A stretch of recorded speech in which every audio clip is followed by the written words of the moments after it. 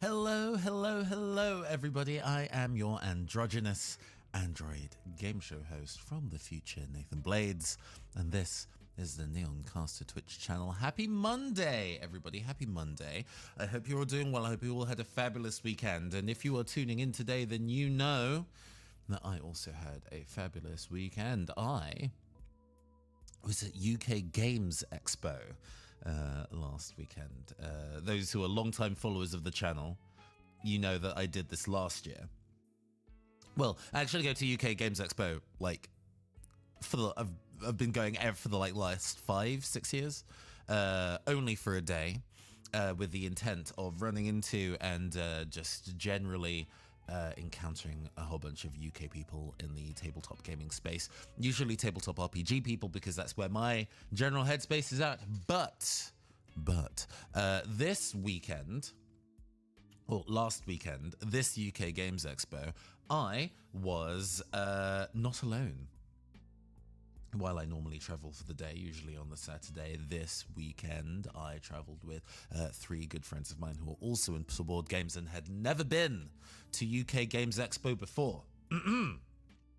Meaning that we actually got to have a much more robust experience of the event.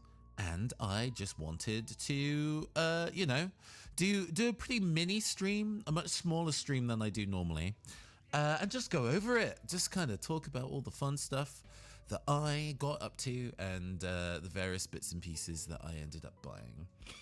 Maybe not as organized as last year. Last year I did the whole shebang and took a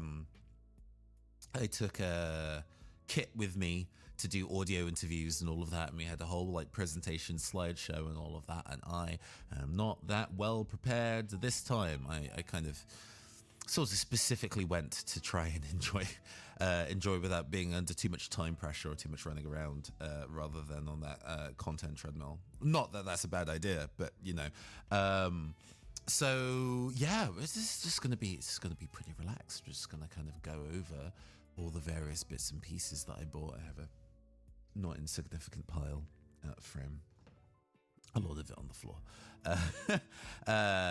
to go over. And I'm just gonna chill and talk about it. We're gonna go over to the handy cam. Whoa.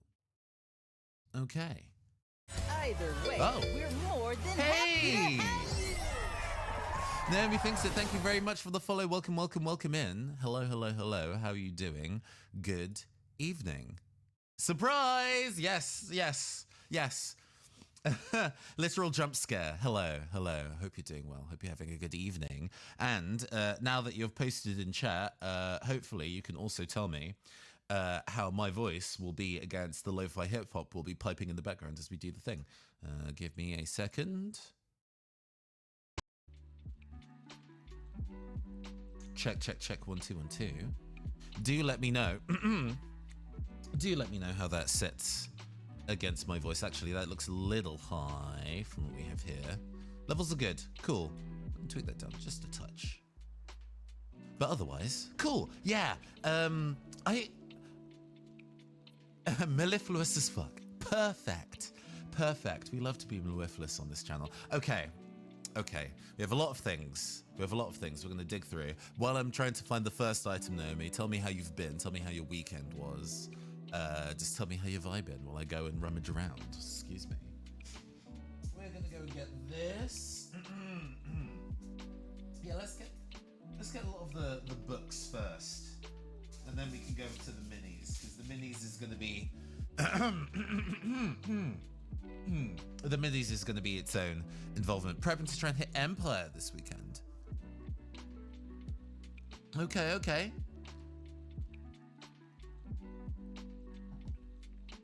Oh, wait, hold on. You're gonna have to clarify for me. Oh, it's a LARP thing. I am not aware. I am not aware of Empire LARP. The LARP is one of the few. I mean, I guess it's technically within the tabletop space or within the RPG space, but LARPing is something I've never really been involved with. Let's go and look this up now. Empire LARP. Profound decisions. Empire events every year.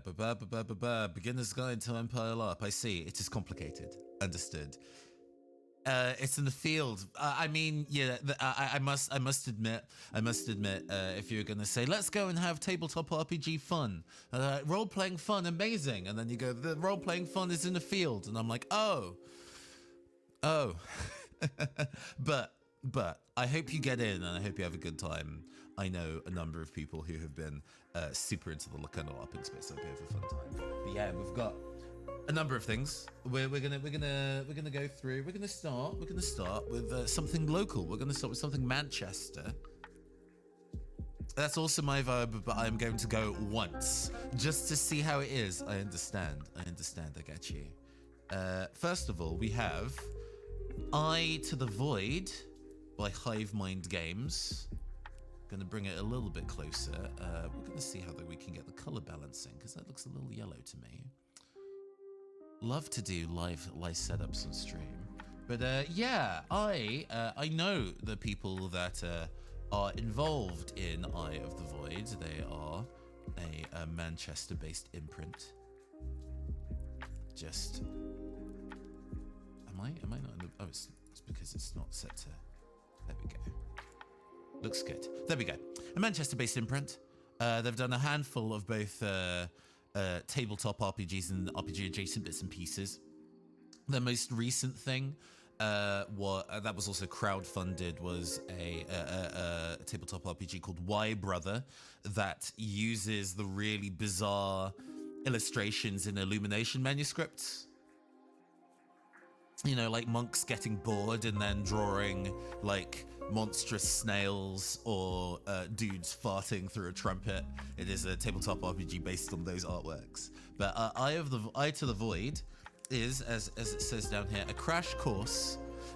Marginalia, yes, that is the word. That is indeed the word. A crash course in divination, its myriad origins and methods on how to use them in tabletop RPG world building, which...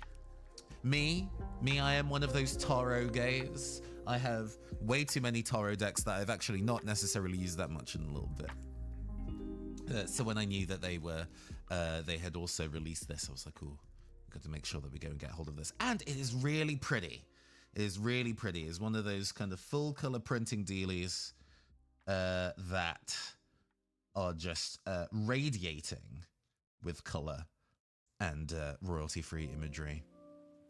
The amount of kind of like old school wood block printing occultist art is something that is, I think, very charming. But it is definitely something that is fully not just a book on one's opinions. Because hey, I've written books on one's opinions and using tarot in order to do things. No. This is a researched work with a bibliography. These sources are cited, baby, which is, you know, I think good. I admit I am not very good on being able to go and do the advanced reading, especially during university. I was not very good about being able to do the advanced reading, but always good to know that you can find... Jet Set Hey! Oh gosh, hi Maswoon. Hello. Alcor and Diggy and Delta Wings. What's good? Welcome. Yes, Maswoon currently on the path to affiliate. Either way, we're more than happy. Thank you for the follow, Level Up Lumi. Level Up Lumi is a fantastic username, and also, it's probably going to segue straight into it. There we go. Unbelievable! 9 months. We have a Twitch baby now. A Twitch baby, Valthek with the 9-month sub, thank you very much. And Shining Heart VT, Lapilaps VT. Hello, all the VTubers are here. Hello. How are you doing? Thank you for the follow, Lapilaps VT. For those who do not know who I am, I'm going to go over this very quickly. I am your androgynous android game show host from the future, Nathan Blades. Thank you for the follow, Shining Heart VT. I got those the other way around, it doesn't matter. I am a tabletop RPG designer, streamer, voice actor, sometimes VTuber and general internet ne'er-do-well.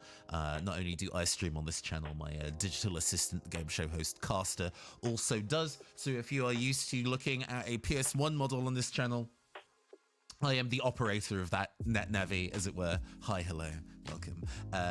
Last weekend, I was at UK Games Expo, which was a fabulous tabletop gaming convention in the UK. Not as large as Gen Con in Operator Stream Reel. Yes, yes, indeed. The operator has entered the chat. And major commentator of Fluffy Barrage. Ah, that is how you know Caster. Well, Caster is delighted that you're coming here to go and check. This is the swag examination stream. Yes, you were in time for the swag in that examination stream. This is, and you're just at the beginning as well. I've been doing a lot of faffing. But yes, this was I to the Void by Hive Mind Games. I'm going to go and try see if I can find a passage on Taro, because that is my space, my bit of choice. Oh, we have futurology and AIs as a section here. They're a little chipped, unfortunately, but we do have a matte silver with a purple undertone today. We have a futurology and AIs, so maybe that would definitely be an interesting thing to include. So let's go to page 99. Let's go find that information.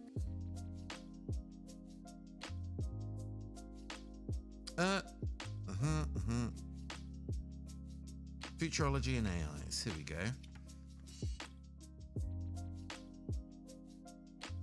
We have a piece from H.G. Wells. Hold on.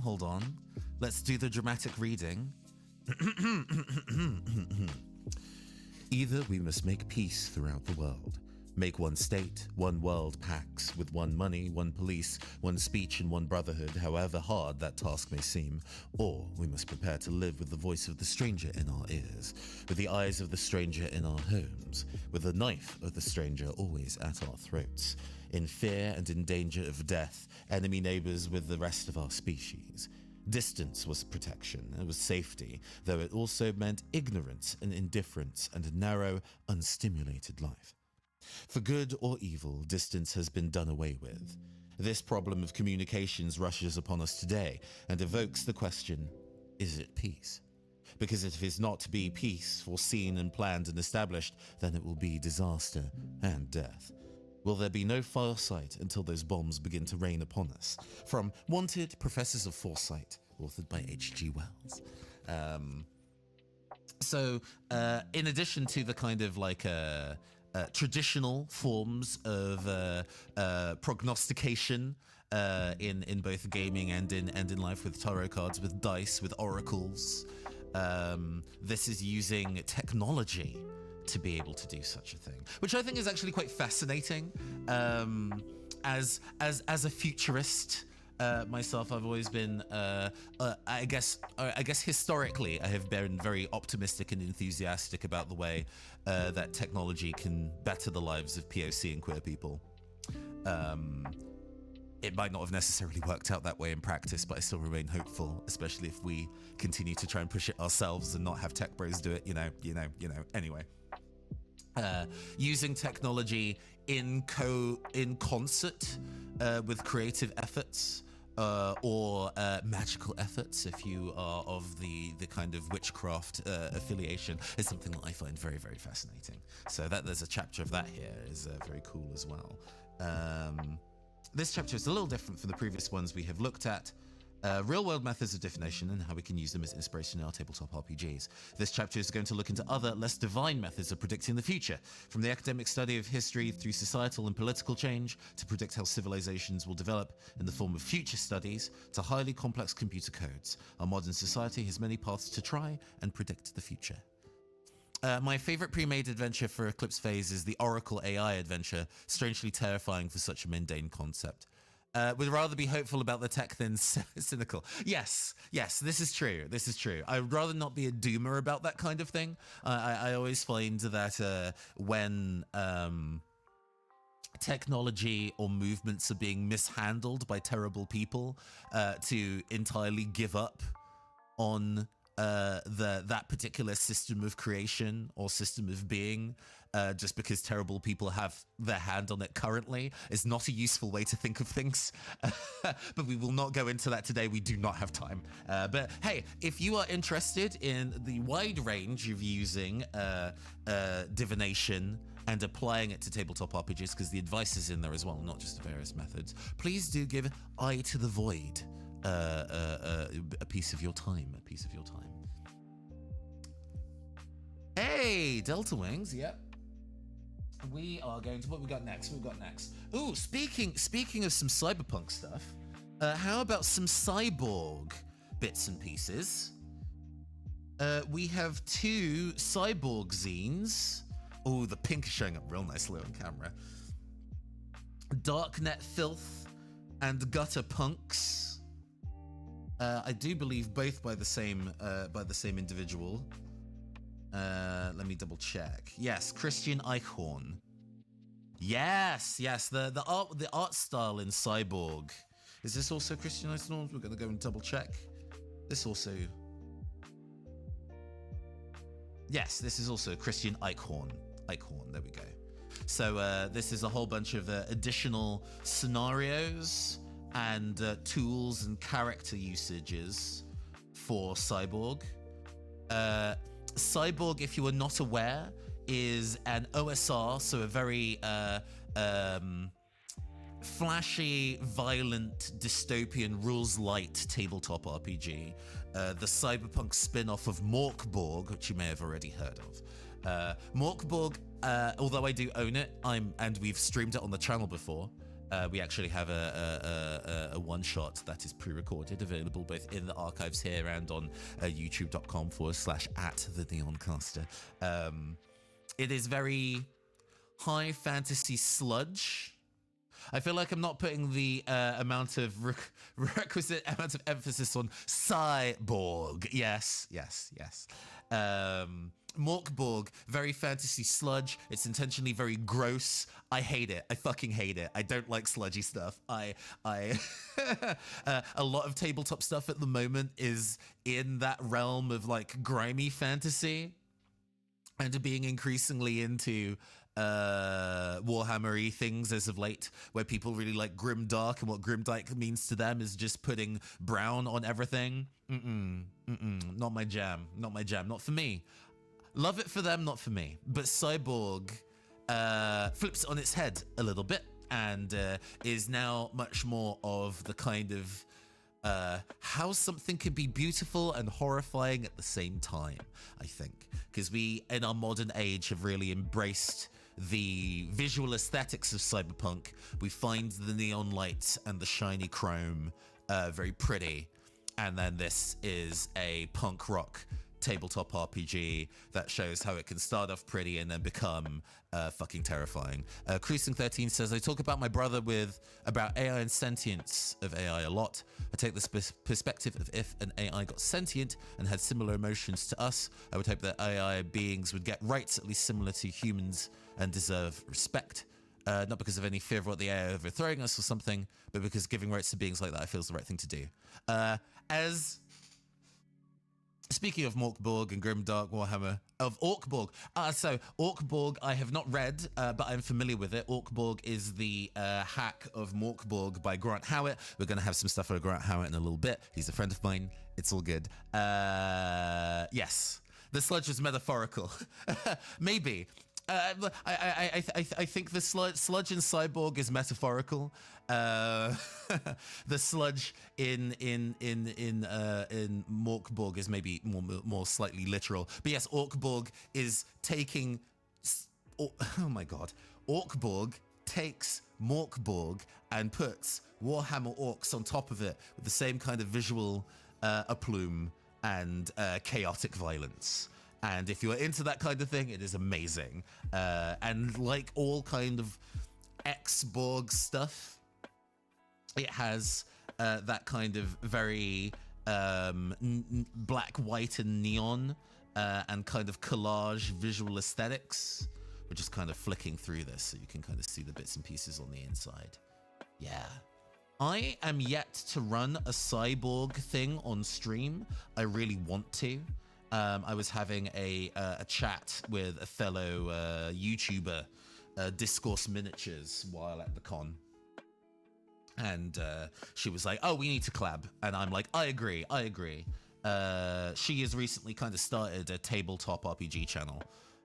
Was that a heckin' Cyber Angel? Yeah, that kind of energy. That kind of energy is very, very much in this. Hey, if you're interested in Cyber Angel's Delta Wings, I have kit bashed a mini that I will show you later in the stream. That is very that. Remind me about it. But yeah, very much a whole bunch of additional bits and pieces to kind of use locations and randomized roll tables and all sorts of bits and pieces across these zines, encounters and stuff like that. Oh, I love me a neon pink. I love me a violet magenta. God, yes. But yeah, this kind of stuff, very cool, very cool. But I may very well be having a casting tweet at some point in the future, being like, hey, I'm going to run a one-shot cyborg. I need some people who have a background in being able to do tabletop RPGs in a dramatic manner and I vibe with. Yeah. That kind of thing will be probably going out. Keep an eye on the Twitter. But those are those two zines, new to tabletop games, but very into miniature-related hobbies. We have a lot of minis coming up. We're just doing the tabletop RPG first. Because, yeah, I spent too much. Now, from another kind of OSR thing, a publishing company called Square Hex. Square Hex do lots of zines that are about old school Renaissance style tabletop RPGs. Really tiny, really old school bits and pieces. Less visually vibrant than Mork Borg and Cyborg, but still in that kind of energy of scrappy. This is a mini notebook that is designed for designing. That is designed for writing adventuring notes and designing adventuring dungeons. So it's got the lined pages and square pages for putting all the different bits and pieces. I guess, could you explain the difference between Orc-Borg from a regular cyborg? Okay. So as I understand, Orc-Borg is in particular referencing the kind of orcs in Warhammer 40k who are psychic, sentient, or sapient, I guess, mushroom people who are into going fast and incredibly pointed, messy violence, and believing in things hard enough that they become true, right down to the fact that they believe that if they paint their vehicles red, those vehicles will go faster, and so they do.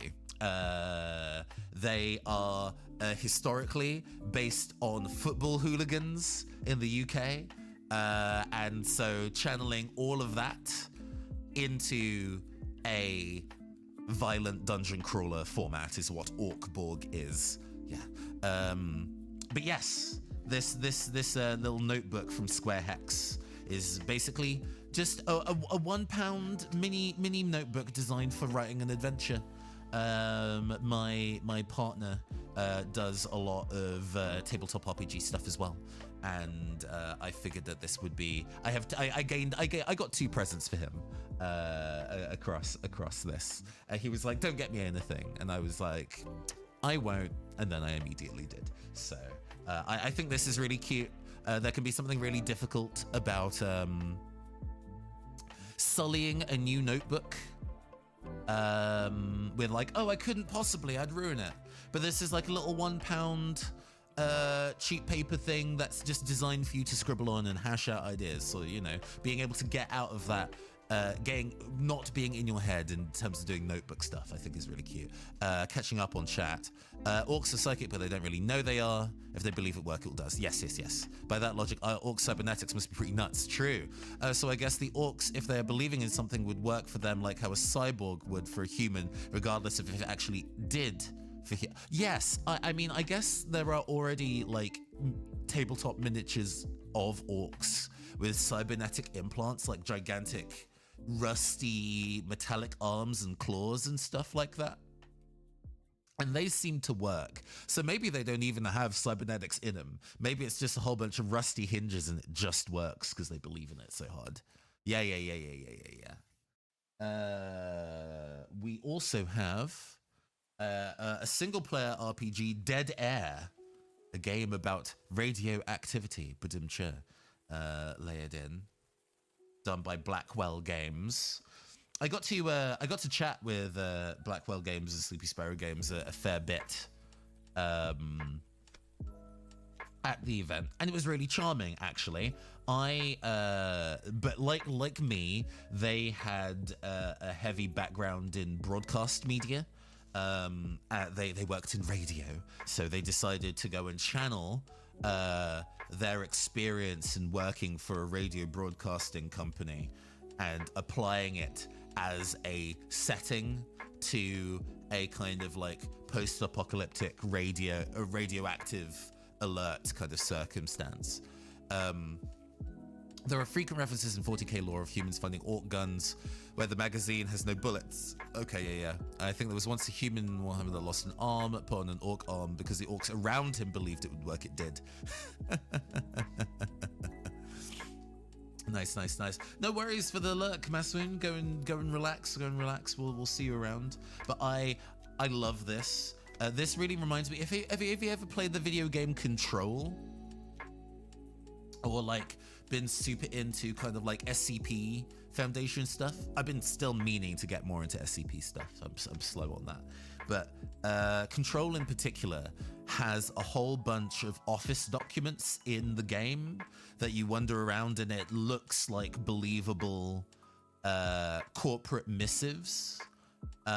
This game is framed as you are taking on the job of somebody who previously used to work at this radio station, and they have left you a big pile of documents of all sorts of random crap that they thought would be useful to you. And so as a result, it is like annotated in ballpoint pen. That's not real ballpoint pen. They've just got the effect in, like they've like, you know, printed this out, scanned it, printed this out, drawn on it, scanned it back in to get the kind of like really accurate effect.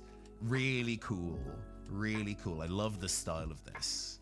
It kind of uses a little bit of Wretched and Lone's style solo RPG, using kind of like cards as a resolution mechanic and finding stuff out. Yeah, card suit mechanics. There was a bit in particular. Yeah, it's just the idea that it's all just randomly hodgepodged, photocopied and stapled in. There's burn marks on it. All sorts of stuff going on. There's even one page in particular that is a spitting image. Yes, spitting image of a BBC. What in the House of Leaves heck? Oh, this kind of vibe, super popular right now. There is a game that is currently in development called Triangle Agency, which is also very heavily inspired by Control. There is a demo version of the PDF of that game that's floating around at the moment. And that also is very meta in that the text frames itself as a real world text that is also explaining the game rules and is also being edited by an additional third party to communicate with you. It's all very but I love that they did this page very specifically, that is even down to the font style exactly like a BBC letter, including down to where the styling of the letterhead and things like that. Oh my god, you copy Neoncaster's avatar, you know? We are the operator of Caster. Hi Inky. Hello, how you doing today? The Dresden Files RPG book. Yeah, man, look at this. Great, excellent. All set in Scotland. The writers of the game are Scottish. But it's so charming. I love the skeuomorphism is the old school word. There's a $10 word for you. Skeuomorphism, if you don't know what that means, that is the design philosophy of making a digital entity look like a real world physical object. It was really popular in the early age of the iPhone, where they really wanted, for example, the wallet app to have like a leather texture to it to make it look like a real wallet, or like the Notes app to look like real paper. That skeuomorphism is using those kind of like physical textures to make a digital thing look real. Oh my god, the word art. Yes, perfect. Anomalies threatening Scotland sounds like one hell of a standoff. I'd never anger the Scots. Yes, true. It is definitely a very, very high energy clash. But yeah, radio tower stuff I personally love. This game references another solo RPG actually that I really want to play at one point. Let me see if I can find the mention of it, because it comes up. Give me a second. Where did I find it? Yeah, here we go. Void 1680 AM. Void 1680 AM is another solo tabletop RPG where you work in a radio station. Radioactivity, not radioactivity, I see. Oh, no, Delta Wings. It's both. I wish I went to more conventions, but the area I live in kind of makes all the major cons I go to very far away and long traveling processes. Yeah, no, I feel that. There are lots of London conventions that I would love to go to, but depending on the timing, can be a real ball ache for me to try to go to, or expensive for me to go to, so I end up missing them. Dragon Meat is a very popular... Yeah, the name's strange. Dragon Meat's Dragon MEET, meeting as in meeting other people, not meat as in food, is a very popular one. Ball ache has been downloaded into your lexicon, thank you. And it has happened for several years, and every time I'm like, man, I'm busy. Man, you told me too late, I can't afford the train down. So I absolutely get it in terms of not being able to make it to some cons. But UK Games Expo is one I like a lot, so I do kind of clear it in advance to make sure that I can go. Also, Birmingham is relatively close. There are also, I picked up one of the issues of Senet. Senet is an independent board games magazine. Board games magazines are still a thing. No worries. Thank you for lurking. It's a pleasure to have you here. Thanks for popping by. I always appreciate. But yeah, back in the day with like Nintendo Power and that, where there were like, regular monthly magazines of like video games, and you'd buy them to get the latest video game news. And now we've moved into an era where those kind of things are going to be available digitally. So you don't necessarily need to buy a magazine for news anymore. And all that has done is that magazines now have become so much more fancy and coffee table and luxury as a result. It's a good tabletop booklet when it immediately sparks art inspo. Ah, yes. Tom Gould, Gould, who normally does newspaper comic strips about books and literary works, has done a whole bunch of artwork in this one. This one is the issue on deck building. There we go. Each issue has a different kind of theme and interviews a different person, and deck builders is something that I like a lot. But yeah, very, very, very, very fancy, very inspired by the Guardian's kind of like layout, I think. But it's very kind of like art focused. The kind of illustrative work that they commissioned for this is all very good. I very much enjoyed the style. This issue also has an interview with Kwanchai Moria, who I've actually interviewed. I was paid year before last, to do a number of interviews with people from the board gaming space. And Kwanchai Moria is one of the people who I kind of did both interviews and hosted a panel that they were running. It's a great time. Fabulous illustrators, done so many really cool pieces for a really wide variety of board games. They have this very kind of like, I want to say Art Deco style, very angular, very constructing larger forms out of smaller, quite metallic artificial shapes, but there's kind of like neon vibe to it that I adore. Yeah. Senet have a whole bunch of different, I believe a lot of their magazines are available digitally, so if you're based in the US, you can still read like PDF versions of these. But the physical versions are very nice. Very to leave on a dining table, to leave on a coffee table that people could be like, ooh, and flick through. Very pretty. Now we're getting to some of the bigger books.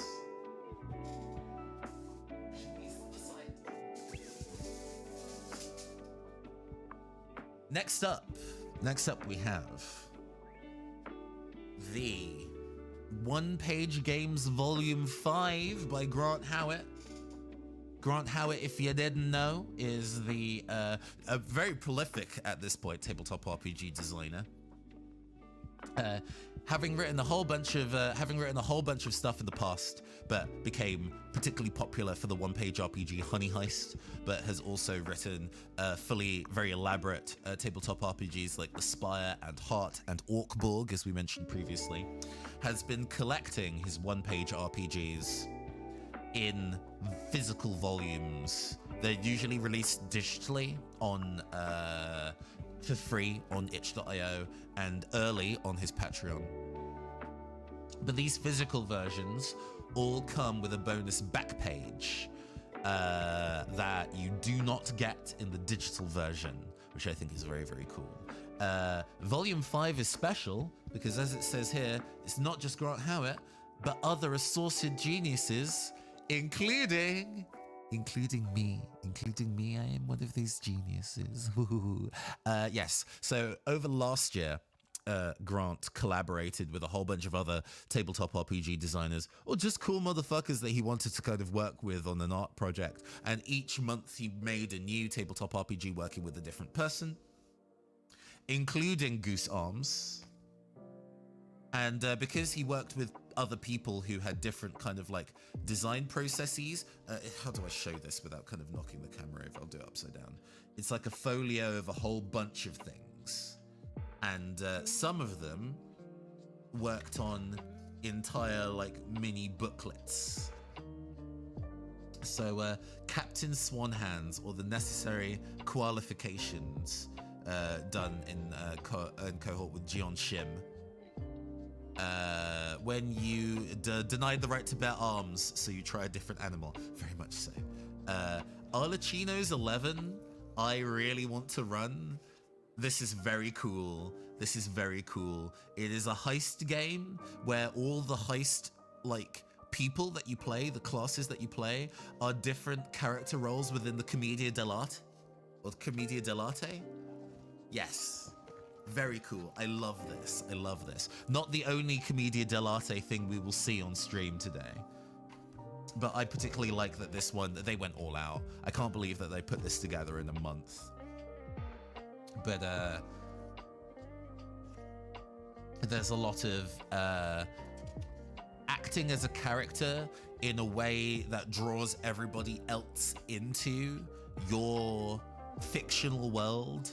And while they are in your fictional world, while you are being the center of attention, while you are on stage, you have the ability to warp reality to what your character is and can do and the nature of them. And I think that is great. I love that so much. It is so cool. So there's a whole bunch of different classes and then like independent roles within those classes. Very, very cool. Really want to run this at some point. I like me a heist game a lot. You know, I kind of cut my teeth as a GM on Shadowrun. So you know that heist stuff is always going to be something I appreciate.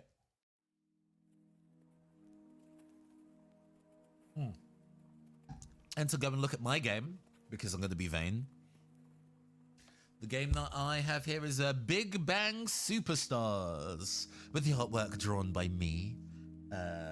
I don't think I'm a very good artist, but I'm quite proud of these kind of characters that we put in. To read the top line to you, there are 7 people alive at the end of the universe, and they all hate each other. These powerful cosmic warlocks are locked in a once-per-millennium contest, the winner of which will be crowned as King of Space and remake the cosmos in a manner that pleases them. The contest is being televised. Welcome to Big Bang Superstars. So I wanted to collaborate with him to design a tabletop RPG that was specifically tuned towards actual play.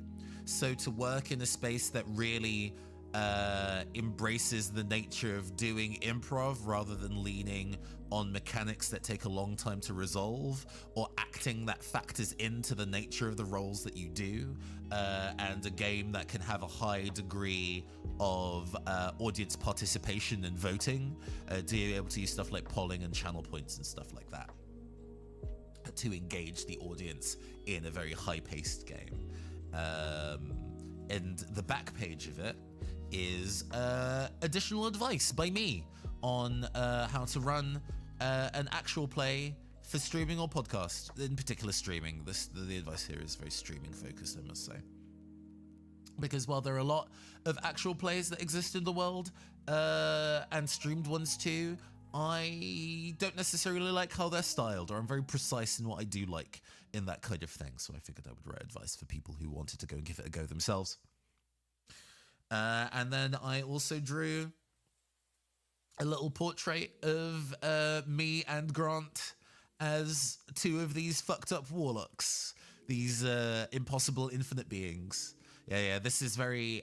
we would have described this game as if the cast of Paradise Killer went on America's Next Top Model, is very much the general premise and energy of this game. We've run it on channel once before. I really should run it again. Especially now that I have a slightly bigger audience I did than when I streamed it last. I think it would be a fun thing to do, and to kind of make sure to get all the audience participation stuff in as well. I would really love to run it while I have a large audience of people like voting and cheering and booing the player characters and stuff like that. I think that'd be a lot of fun. Next up, we have a big fucking book. I have a big fucking book. This is the most expensive thing I bought. We have Thud, Swords of the Serpentine by Kevin Kulp and Emily Dressner. Thud indeed. Fuck me. So I'll let the audience guess, how much did this book cost? In pounds, not dollars. And while you're guessing, I'll tell you what the gist is. So I love mystery games a lot. You got it in one Delta Wings, it was 50 quid. I love mystery games a lot. City of Mist is my favorite tabletop RPG. It is a fair price for this chunk. I kind of wish it was less chunk and therefore cheaper, but I had a discussion with the publisher about it. Not in a kind of like, why are you charging so much for this book? It was just kind of like, especially under current circumstances and the shortage of paper makes books actually more expensive to print than it used to.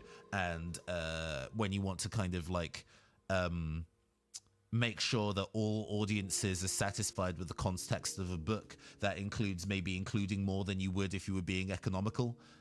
Yeah. Anyway. Love mystery games. City of Mist is one of my favorite games. I like playing a wide range of games that use mystery mechanics, because then you can adapt those theories to other games that you run that might not be mystery-based systems inherent. And one of the popular mystery systems is one called Gumshoe. Gumshoe's gimmick is that when all characters have a list of investigation topics that they have dedicated knowledge and prestige in, and so when they are investigating something that pertains to those knowledges, rather than rolling, they can just spend a point of that particular skill and then get the clue without needing to roll. What this does is it avoids a circumstance where when there is an important clue that the players need to know and they are knowing about it and they're rolling for it, they don't just have to roll for an arbitrary number that they may or may not get to be able to get the critical thing to progress the story. I've actually talked about this on stream before. There's a whole presentation that I did about it. When I link this on YouTube, when I mirror this on YouTube, I'm probably going to put it in the YouTube doobly-doo so you can watch the presentation. Anyway, So Gumshoe as a system, as a framework for a tabletop RPG, has been used in a lot of tabletop RPGs. Most of them quite self-serious or horror themed, like Night's Black Agents. Hey YouTube, go watch that presentation. It's good. Thank you, Valtheco. Appreciate it. But largely, because they're quite serious, Swords of the Serpentine, however, mashes up that kind of investigation stuff with high fantasy, urban political intrigue, and pulp swashbuckling. Daring do, adventuring daring do. Taking that mystery investigation stuff and applying it to the kind of setting that Dragon Age 2 was, or Lies of Locke Lamora if you're an old school fantasy novel kind of person. I would love to play a detective / investigation tabletop RPG, or as close as I've come is a mafia tabletop RPG where to rearrange crime scenes post-combat to throw off the detectives. Mystery investigation 7th. Yeah. It's all very pulpy. It's in a city. It's in a kind of like fantasy Venice. So boats and pirates are involved, although it's not kind of like on the seven seas. But there is a little bit of swashbuckling and piracy involved. You get what I mean? But it's applying those two spheres together, which I thought initially would be actually quite difficult to do. But talking it through actually just makes the investigative stuff a bit lighter. You're not really getting in on like a forensics, but you are using it to do some political intrigue and be able to like gun towards where you need to go to next. And then you can also cast spells and climb buildings. I'll see if I can open it in a way that isn't like fully destructive. There's a whoops, sorry. There's like a map at the front. It's ever sink because it is ever sinking. It is Venice. Hi, Maswin. We are looking at the Swords of the Serpentine. I want to say like Blades in the Dark meets City of Mist. Cut short because the instructor's batteries died. Oh no. Yeah, real big, chunky fucking book, but so pretty. Let's see if we can find. You know, we've got some zombabs. You know, we've got some general fantasy monsters in here. A wide range of fantasy monsters, actually. So it still kind of hits that, and it Heartless though? Yeah. Very Kingdom Hearts energy. It's kind of, I think how I would kind of pitch it to people is for those folks that would enjoy Dungeons and Dragons and what that does, but would be scared to try other systems or move away from that setting. I think this would be a good way that I could go to a Dungeons and Dragons player and be like, here's a game that is all about, mysteries and has mystery solving mechanics, but without moving it so far away from their area of comfort that they would be turned off. And it goes at a real rate. It goes very, very quickly. Let me get to a character profile page so you can see some of the character art. That would be good. Yeah, we can. Character templates. Allegiances. Skullduggery. There is a specific investigator field called Skullduggery. So like in other Gumshoe systems, you might have investigative things like firearms or medical forensics or local nightlife or computer hacking.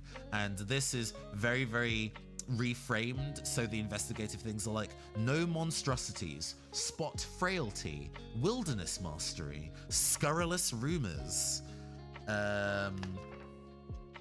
forgotten lore, felonious intent, spirit sight, all sorts of bits and pieces like that. So it's very much reflavoring what you're investigating. Here we go, sorcerer. There's in fact an entire stat called corruption that is what's used to cast spells. So magicians either corrupt themselves or the environment around them to cast spells, which I think is fun. I love a magic system that slowly fucks you up when you do it. My favorite comic run of Doctor Strange, which was, I want to say 2016, followed into Doctor Strange: The Last Days of Magic, frames the Doctor Strange as a person who has been paying the toll for magic casting his entire life, to the point where he can't eat human food anymore, and has a whole bunch of other amateur wizards in the monastery who are siphoning off his corruption. They are taking the corruption on instead of him, so he can continue to keep casting spells like a badass. Love that energy. But yeah, this was the last thing I bought, because I was like, okay, I know I want this game, but the book is huge. It's in hardback. They didn't immediately put the price next to it, which tells you that it's going to be expensive. And then on the last day of the con, I went up to the publisher and was kind of like, hey, tell me about this game. I need to know how fast it goes. I need to know how it manages to square the circle on its investigative stuff. And they were telling me all the right answers, all the right things I needed to know. And then I was like, okay, how much is it? And they were like, it's £50. I was like, okay. If I buy nothing else at this con, if I know I have the money left over at the end of this con, I'm going to come back and get it. And I had the 50 quid left over. So I marched over and was like, all right, it's happening. Funnily enough, when I marched up to her and said, hey, it's happening, we're buying it, the other person that she was speaking to, I waited for that conversation to end. I didn't just like interrupt the conversation and kick this man out of the way. But said man was like, I recognize your voice. Are you Captain Oromar on the Campaign Skyjacks podcast? And I was like, yeah, I am. And he's like, I really love you on that show. Genuinely, somebody recognizing me via my voice alone makes me so fucking happy. It makes me so happy. It makes me really, really happy. I mean, and then they also said complimentary things about my role on the show and everything, but like, wow, imagine that I just like, hey, yes, it's a podcast about tabletop RPGs. It's a tabletop RPG podcast, and we're at a board gaming and tabletop convention. So of course, there are increased odds that people would be listening to things like the thing I'm on at that event. But it was really nice. It was really nice to hear and made me feel very good about myself. Unfortunately, because it was the last day of 3 days, I was very delirious. So I do not remember his name, and I cannot remember if I gave him a business card. So, but if you're out there, friend, I believe you said that you were also designing tabletop RPGs yourself, and you were in general very, very charming. Oh no, is convention delirium a thing? It is if you are doing many late nights in a row. On the Saturday, I kind of helped organize a large get-together of all the kind of like indie tabletop people I knew at the event to kind of have big drinks. And it was big drinks and it was late drinks. So even though we did get a full night of sleep in, I was, yeah. You can get a bit hazy on the last day. You can get a bit wavy on the last day. But yeah, Swords of the Serpentine on the backlog to go play. I might have to go and play this off air first to see how it do, but I would be very excited to do some swashbuckling mysteries. I think that would be a lot of fun.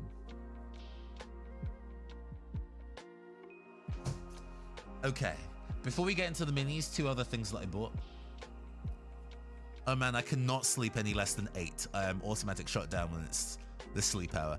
Oh, no. You go late. You would figure that in this hobby / line of work of doing tabletop stuff, that you would be able to kind of do regular sleeping at regular hours. And it turns out that's super not the case. Especially if I'm working with Americans and have to work on American time, that means I'm usually starting a job at like 10 p.m. at earliest. So you gotta sometimes give up sleep sometimes, especially for cons. But I appreciate somebody who can regularly get some proper sleep. Yeah, no, Fluffy Barrage is that energy too. That started at 8 p.m. my time, but still. Drowsiness detection is off during our hours, you know? When you're getting the content made, you gotta be awake. But yes, 2 things before we get into the large, well, maybe I guess 3 things. We can do the paint first.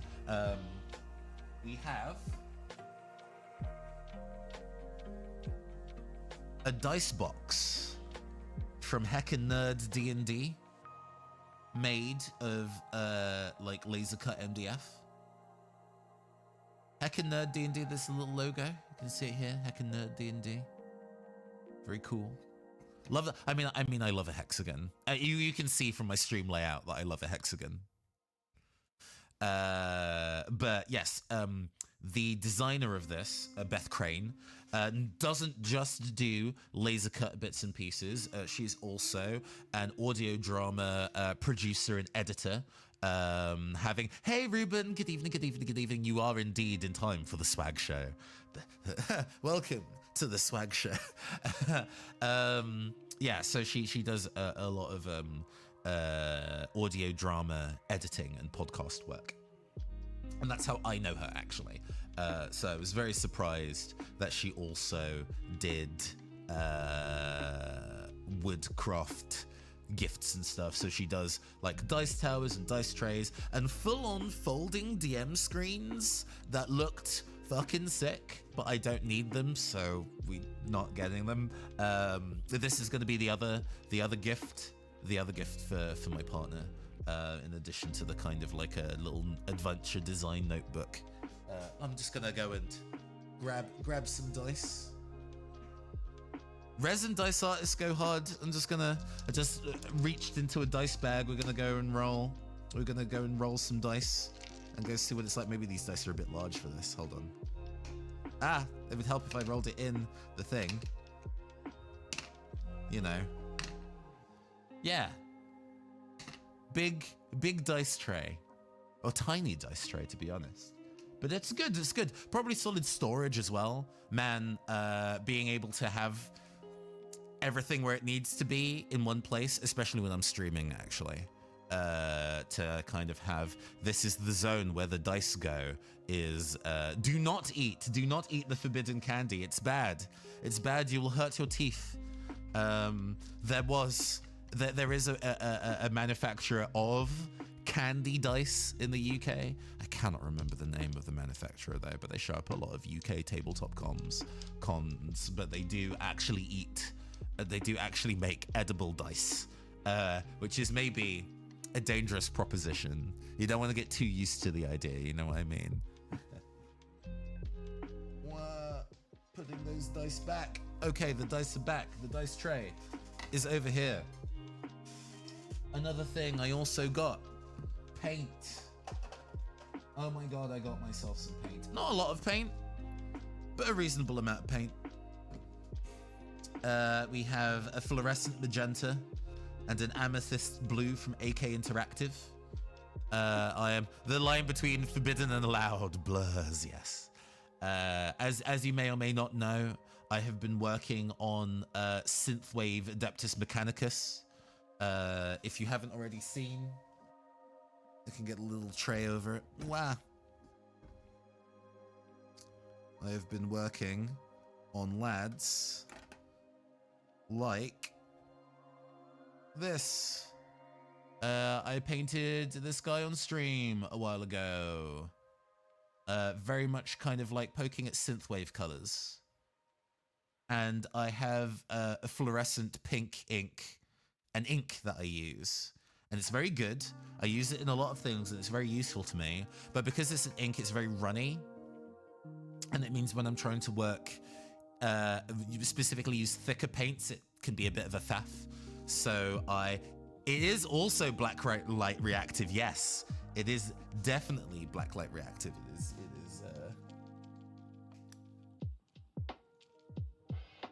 Yeah. It sort of shows up on camera, but yeah, blacklight reactive for sure. But yes, I needed a flicker, a thicker fluorescent pink, and then to kind of assist during the purpley shadows, I actually got myself a deep purpley shadow so I can kind of paint consistently and not have to kind of make up the same dark violet indigo every time. And then Turbo Dork do color shifter paints. The frame rate is very bad today. Apologies. So Turbo Dork I've used a handful of times and they're very good. These go over black paint largely. Actually, they've kind of changed their formula in a handful of things. So they do go over both black and white base coats. And the color reflect is a little different depending on what you do. Although if you want to get it to work like that, you probably need to use an airbrush. But I got 3. I got 4D glasses. Feywilds, which is like a pink and green reflect. And then Red Room, which is just a kind of metallic white red, a metallic like cherry red, not quite fire engine red. It's a bit pushed more towards burgundy than that, but just a really nice, clean, shiny metallic red. It looks like a potion that makes you become a beetle. Yes, especially Feywilds. I like painting cyberpunk miniatures, but I also have a soft spot for painting Fey. So I have a handful of Fey minis that I haven't got super into painting yet. So this is definitely going to be used for that. So yeah, got myself some new paints. And I also got myself something quite practical, actually. So there are many ways to be able to. Sorry for crinkle tinkles. Cellophane wrapper, you know how it is. Wow. Okay, good. Right. So there are many ways to store a miniature. You know, you can put it in a box. You can put it in foam. You can put crinkled up newspaper around it. You can put it in bubble wrap. But sometimes I custom painting Bakugan as a practice before moving on to other things. Oh, that's cool. That's a very cool way of doing it. Painting toys, I think, is really fun. I've painted a couple of like Pokemon Tomy, like PVC figures before. A Sableye for myself and a Blaziken for a friend. And a Meloetta as well. I've painted a Meloetta before. I want to kind of find some more of those like tiny Tomy, like what is it, Moncole lines of figures, but they can be a little expensive to order in for something that I just paint over and don't use as a collectible item. They will hold paint and remain functional, indeed. Always useful. But yes, storing miniatures can be done many ways. I like to store my minis these days in metal tins, and the way that you can do that is with magnets. So there is a magnet at the bottom of this. That means that I can attach it to magnetic surfaces as a method of storing, which is super useful, because it means that I can have just tins of smaller minis that I can take around when I only need to take some of my collection somewhere if I'm going to be painting them or a game day, for example. And I quite like using the Pokemon tins because they're quite cool. But also I have quite large trays, like those plastic tubs that are used to hold like A4 sheets of paper in. And there is a brand called War Mag that do big magnetic sheets like this that look like they have a fun pattern, but they are actually a magnetic sheet that I can attach minis to the storage and will stay even if I wiggle them around. Yes. On the other side of things, attached back there, they also come with a bunch of magnetic discs like this. Excuse me. They come with a bunch of magnetic discs that you can peel away and then attach to the bottom of a mini to then make it magnet compatible. So you're going to be seeing one of these minis in a bit. But look at this fun little jester that I have here, that I have base sprayed black because I'm going to be painting them soon. Look at this fun little jester, and I can put this sticky backed magnet on the bottom of it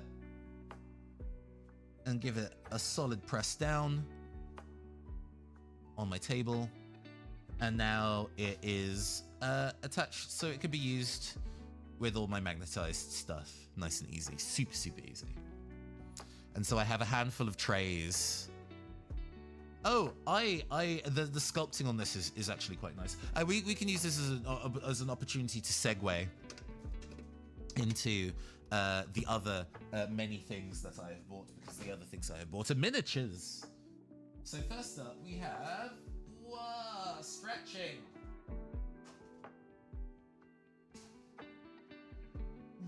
I'll take the backing card for this little jester. This little jester is from Titan Forge Miniatures.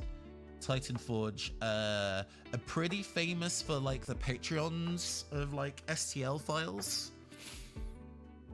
for various character miniatures, but they also print on demand, and they're European based. And they've heavily expanded their range. I got to know them through their like cyberpunk range, because they did a cyberpunk skirmish game called Grid Wars, to which the minis are very cool. I have painted one before, actually. Shall I unearth that? I don't know where it is. Well, I know where it is. It might require a little bit of digging around to get, but we'll do it. We'll do it. Right, now, which of these trays has it? Not that one. So I store minis in these magnetic trays, and they're magnetized at the bottom, so I can move them around and they stay. That guy would rock in synthwave colors? Well. You are jumping the gun, because that is pretty much what I intend to do. Yeah, I have a previous mini by Titan Forge.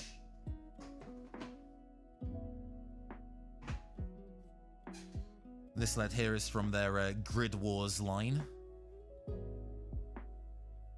that I painted in a very cel-shaded style, and then glued a turntable backpack to him, because of course I would. Of course I'd do that. But yeah, I really like their sculpts. They're quite chunky. And they're done with a type of a solid, like high quality resin that's sturdy and has a tiny bit of flex in it, so it doesn't snap super easy, because resin does have the propensity to snap if the part is thin enough and put under any pressure, which made me very concerned for this guy's sword. But it does actually have a little bit of flex to it, which is nice. So yeah, their stuff is quite high quality. They didn't have any of the Grid Wars stuff at UKGE, but they had their new line of miniatures. They've started a new tabletop skirmish game that I do not remember. I think it's called Bloodfield. I'm pretty sure it's called Bloodfield. Let me double check. Is it called Bloodfield? It would be unfortunate if a paperclip sword substitute was required. Yeah. I mean, if it came to it, I would be able to go and kit bash in a new fencing foil or whatever that the character used. But it's nice that it's able to kind of persist on its own.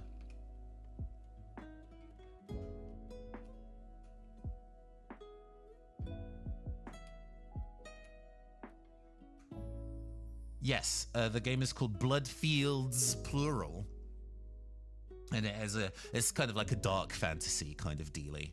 And then they also have a line called like D20 Heroes that are specifically just D&D minis, but under this kind of quality, which is nice. But yes, this mini is going to be joined or done in the style eventually of something that I finished recently.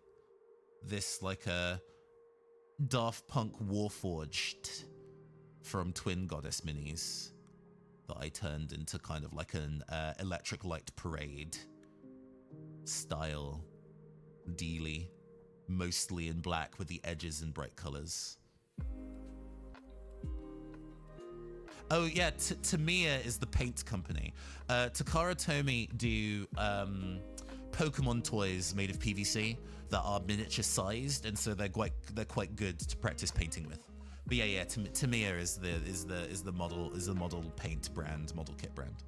But yeah. Eventually, this little jester fella is going to be painted like this, so they can be in a little war band together. There is what I was buying minis for. Actually, I'll explain. So, Grant Howitt's most recent game. I've mentioned the guy multiple times this stream. I'm sorry. Hey, he does cool stuff. His most recent one-page RPG is a game called Plastic Bastards, which is a narrative miniature skirmish game where you go take a squad of like 4 to 5 minis, give them a reason for them to be together, give them a reason to hate another player's group of people, and then you go and organize a story where they go fight each other over something. And a good friend of mine, Tom, who was coming to the con with me, sent me that game and was like, hey, we need to go play this. And I was like, hell yeah, let's go play it. Also, let's find the minis for it at UK Games Expo. So we can find at least some of our squad from it, or the inspiration for our squad. And I'm like, bet, great idea. So I ended up buying a lot of minis in the kind of like, maybe that'll be the theme, maybe that'll be the theme, maybe that'll be the theme. But I really like the idea of the electric circus, where it is kind of like bard style characters painted up in this kind of like lurid neon. I think that would be a fun, unified theme across the minis. I will allow... Oh, you got it. Plastic Bastards sounds like you can bring LPS to the fray. I'm not quite sure.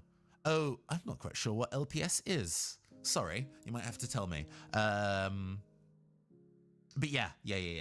A lot of the minis I bought were for that, and then not all of them are going to be in that group. But there was another 3D printing company called onlygames.co, onlygames.co. And they were doing a kind of like, plastic bastards are allowed. We don't discriminate against wild oats. Yes. They were also a 3D printing company, and they did like, 5 minis for £15. So I'm like, I can find 5 minis I like. So we have 4 here. I don't think these aren't stapled in, so I can pop them out. Maybe. They might be glued in though. Oh no, we got it. We're in.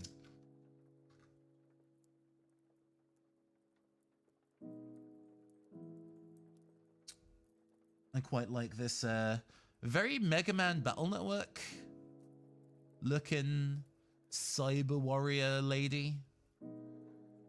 The focus on that is not great. Let me see if I can wiggle that. Yeah, that's good. Yeah, I really like the design of this. It reminds me a bit of Angelic Leia. Littlest Pet Shop. There's the old tiny bobblehead dogs and other animals, popular girls' toy line, often used for dramatic story skits on early YouTube. Oh, sure. Yeah. I really love the idea of using toys as storytelling and war game material, There is already an actual Lego...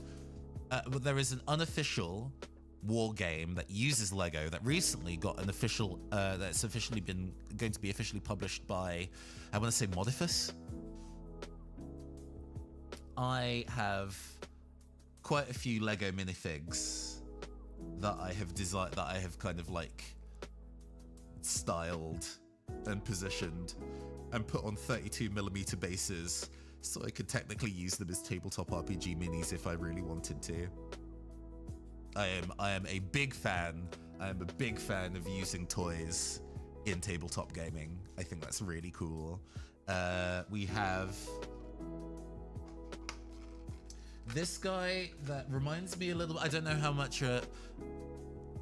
We got it. Improvising up an army of handfuls,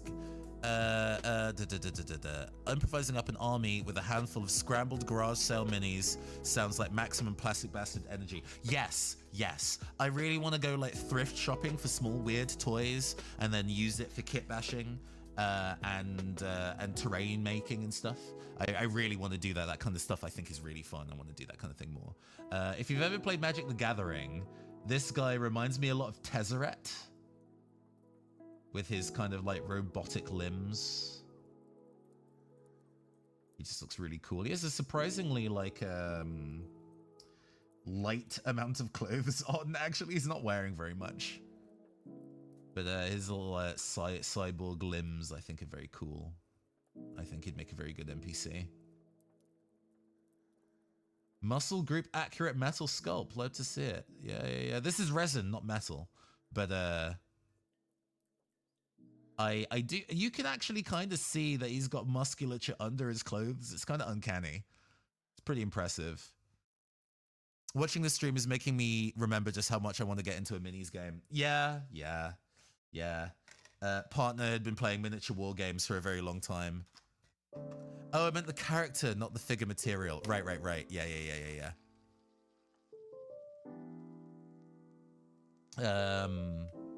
Yeah, my partner was playing war games for ages and ages before I started seeing them. And then as a result, I got into it too. So, ooh, people who know each other. And also welcome, Nix Machina. First time chatter. Welcome. Thank you for hanging with us. We have this kind of very Adeptus Mechanicus styled Victorian lady with the skull servitor and kind of like a wide gun stance. Since I like AdMech, I figured I would get some other AdMech adjacent character models. I think she looks really cool. Very no nonsense. I mean, also love a feminine sculpt that isn't just big booby lady, because tabletop miniature games do like their big booby ladies.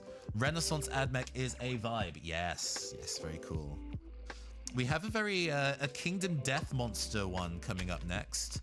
Since I specialize in fairy gardens and miniature bakeries, I worry any warriors I paint are going to be mega grandma core. Do it. Love that kind of like incongruency. Like, you know, they don't need to be grimdark. I think grimdark is very boring. Cottagecore warband, I think, would be sick. Here is a moth lady. Here is a very cool moth lady with a lantern. I think I'd seen this sculpt somewhere before, but I hadn't, like, you know, digitally, not physically. And I was like, oh, actually, this is very cool. But it is a very, very Kingdom Death Monster-y style. And she's got like a little plant growing out of her hand, or a little worm thing. Grimdark is only interesting when there's something to contrast it with. Yeah, no, I feel you. Grandma Core Warriors sounds dope. Yes, Havoc Fett. Absolutely agreed. Also, hi, hello, welcome. Plastic Bastard is absolutely a mech name. Hey, you could use some mechs and Plastic Bastards. And then the last one I bought from this group was this little one-man band bard, who might also be part of my Electric Circus set. I love the little drum he has on the back. So cute.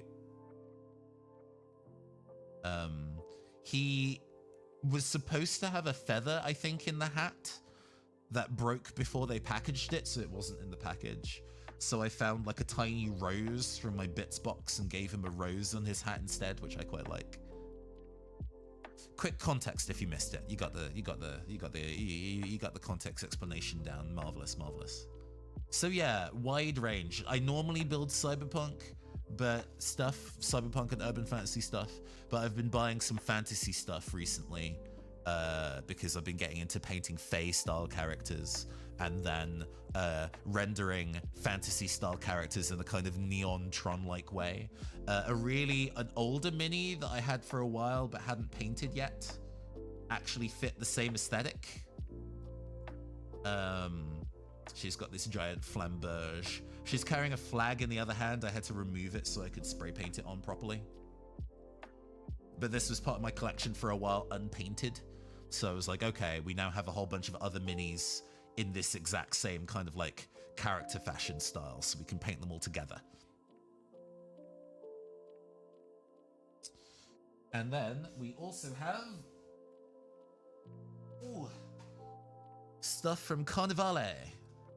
Carnivale is a kind of like fantasy horror skirmish game set in Venice, with a bunch of different factions like the local police, the aristocracy, a Cthulhu-style cult, and the Gifted. The Gifted are artists who believed in their style of art so hard. Magic have given, like the magic in the world has given them powers relating to their artistic proclivities. So this gang is a bunch of character performers from the Commedia dell'arte who have then become the characters that they portrayed in the masks that they were wearing, which I think is very cool. I love this like a peasant guy who throws bombs. Very good, very good. Love how obnoxious this is with the ruff and everything. I was like, this guy. So I have also spent this afternoon building and base coating him, so I can paint him later. But I think, I think like, even though they are from different like product lines and stuff, don't these two just go really well together? I think these two go really, really well together. Their style fits well and they're in a similar kind of scale. So they definitely get to be part of the same group. They're 1000% homies, you know? Quick Grandma Core Warriors. What comes to mind is Space Marines, but with fine dishware, with leaves and roses painted on them. Oh, I see that on the armor plating, for sure. I mean, you could probably do that with the Stormcast, because they also have large amounts of plate to kind of do. Yeah.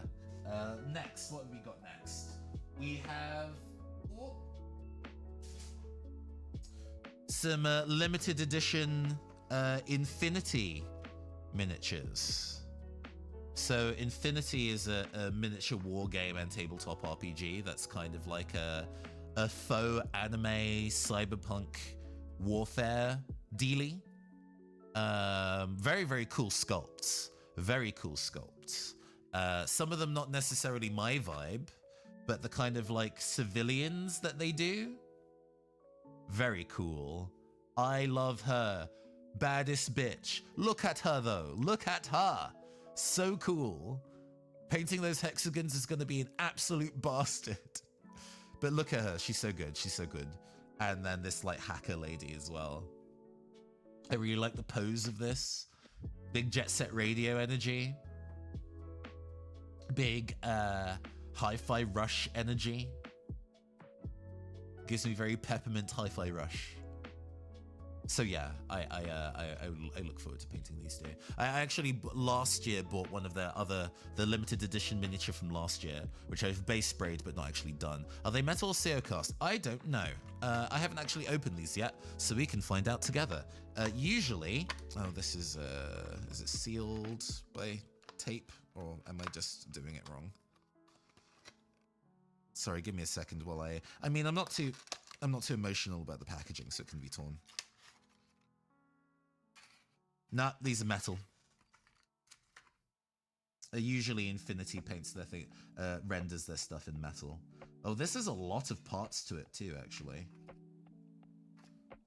You know, part of the side effect of metal is usually it can do single builds, but it seems that the some of the dress and the arms and the head all come as separate. Oh, there's the head. There's the head. We can see the head here.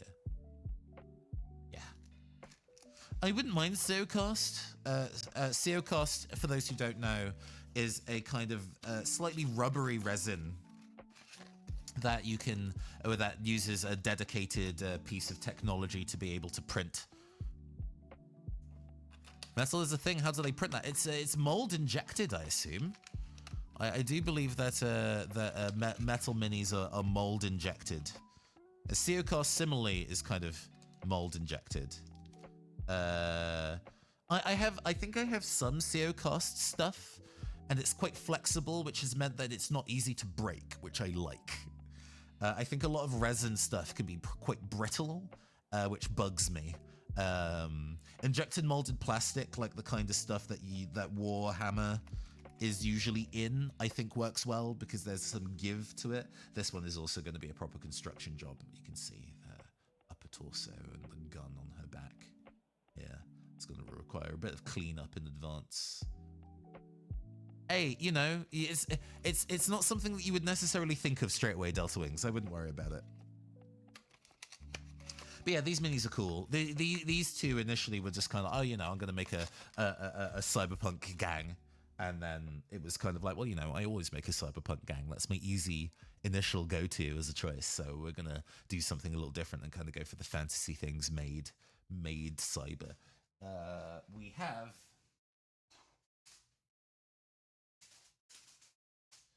I think our last thing.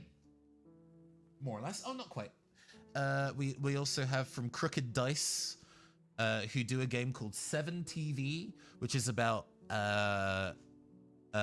essentially skirmish games that evoke issues of pulp and cult TV shows.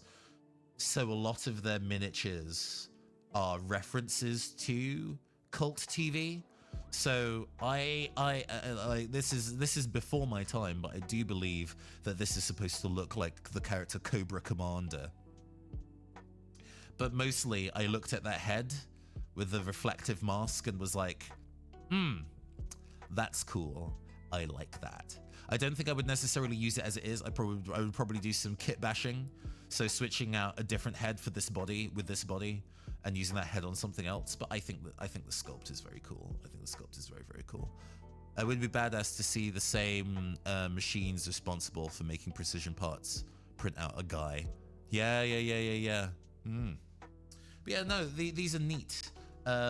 Crooked Dice is getting this open. I'd have to use scissors to kind of cut it open, but which I can't be bothered to do right now. But you can see the body here. Crooked Dice recently had a Kickstarter for their... Oh no, he's dead. He's headless. Don't lose your head. How is your head? Not heard any complaints. So on and so forth.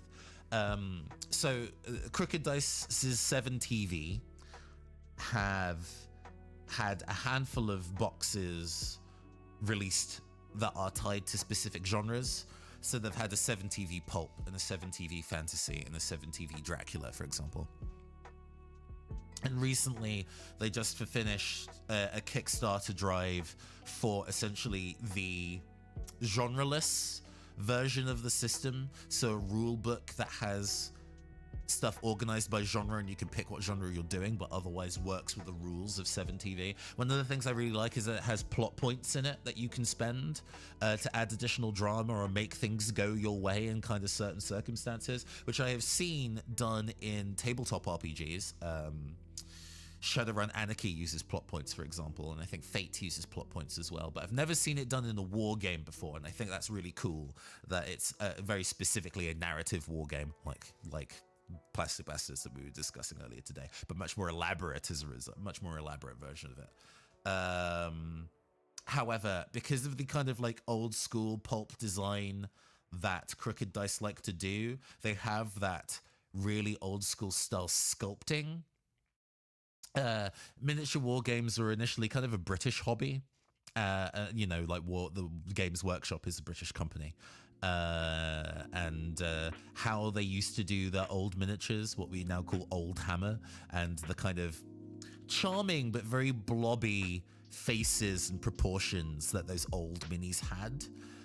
Some people still have a really big soft spot for and try to recreate in modern miniature design, and Crooked Dice kind of has that. A lot of the characters in their lineup are very blobby faced, which I don't always like. It's not my personal jam.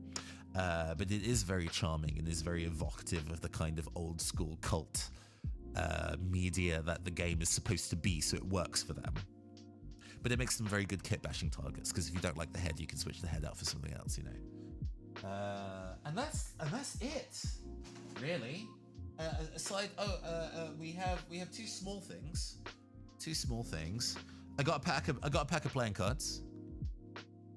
Bicycle, the brand that do the playing cards, the official like plastic, kind of coated, hyper flexible kind of cards. Really pretty. I really like. I mean, I wanted a deck of playing cards that fits my kind of like a cyberpunk aesthetic. And after we got home the first day, we ended up playing just traditional card games on our Airbnb kitchen table. It was very nice. I was very tired, but it was it was a good time. It was a good time. Solid looking deck.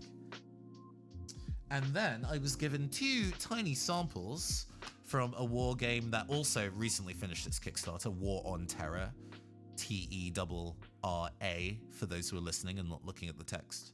I really like these because they are just very much not how they do. They just don't look like generic Space Marines, right? They have, or like Warhammer Space Marines. I love the kind of like Daft Punk style head that they have. So much so that I actually managed to kind of get one of these promo kits a while back and used the head in the kit bash. So they gave me another one of these soldiers, but they also gave me a sprue with 2 of their little alien characters in it. Look at this funny little alien. And he has like backpack tentacle arms, and they look sick as fuck. And these would also be definitely going in a kit bash I'll do in the future. I will definitely do a space themed or a cyber themed kit bash in the future. We'll definitely use some of these parts in there. I think it'd be really, really good. And that is pretty much all of the things I opened. Oh, I think Delta Wings, you mentioned that you were pogging out over that cyborg zine having a cyber angel in it. That is something, a cyber angel is something that we kit bashed on stream a couple months ago, and I've been meaning to paint on stream and will do so soon. Let me retrieve it for you.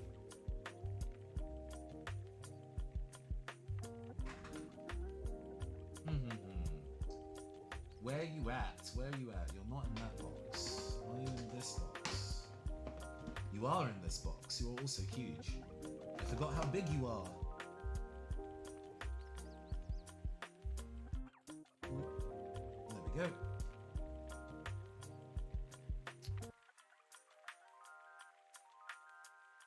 Yeah. The Angel of Media, I call her. We kit bashed this on stream a little while ago. And it's something that I need to paint at some point soon. It's currently got in base colors, so I've base sprayed it and put on white on the highlights and stuff. But it needs actual painting. Technically, you could use it like this, and I think it would still look nice on the table, but you know. Ultra Kill vibes. Yeah, with the helmet. With the helmet, I get you. But yeah, I love her. I need to paint this up sometime. I think I've passively seen the Malifaux 1988 ganger that you did. I also have that kit. It was the wings, the mech wings, yes. The mech wings were actually from Warforged. Not Warforged.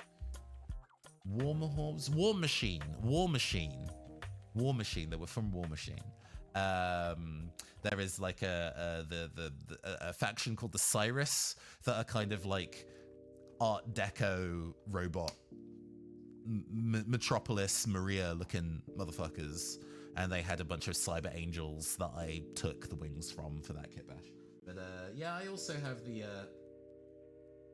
1988 kit, which I have built and was very difficult to build, and I'm too intimidated to paint them.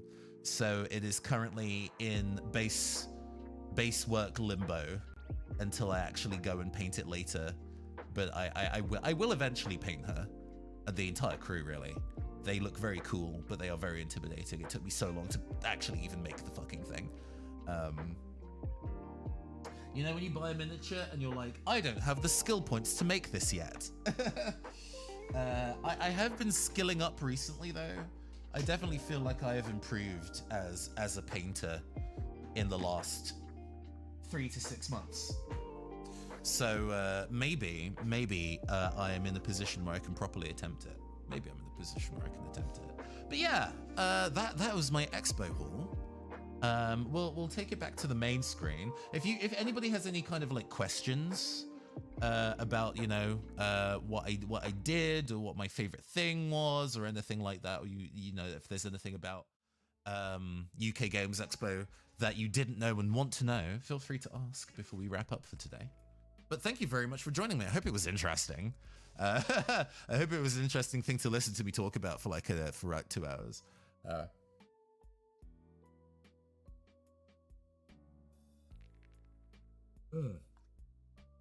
Hydration good. But no, thank you very much for joining me. We are gonna, if there are no additional questions, and that's fine, you're allowed to, I'm gonna go and pass the love on to somebody else. Let me go and decide who I am passing the energy to. Ooh, we could pass on the energy to... I haven't raided. Her name is Malula in a handful of time, and I really love her stuff. She likes mystery games and FMV games, and is a cool cult TV streamer. So why don't we go and pass the love on to her? In terms of what's coming up next for me, we'll be back on Thursday as usual. With my amazing Agent Avian co-host Rafi the Owl, to go and play some more Pokemon Mystery Dungeon Explorers of Sky. And beyond that, I guess I will see you at some time in the future. It's good to be streaming on an odd day like this again. I'm glad that we're back in action in terms of the streaming.